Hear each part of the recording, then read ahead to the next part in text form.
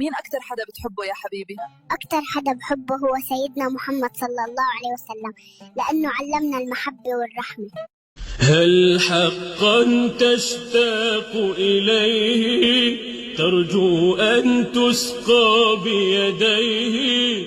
أرغم أنف الظلم وقلها هل صليت اليوم عليه؟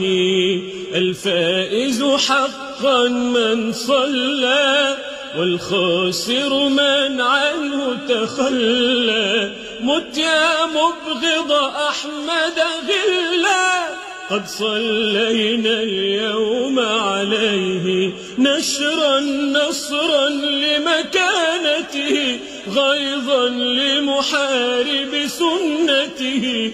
نشرا نصرا لمكانته غيظا لمحارب سنته.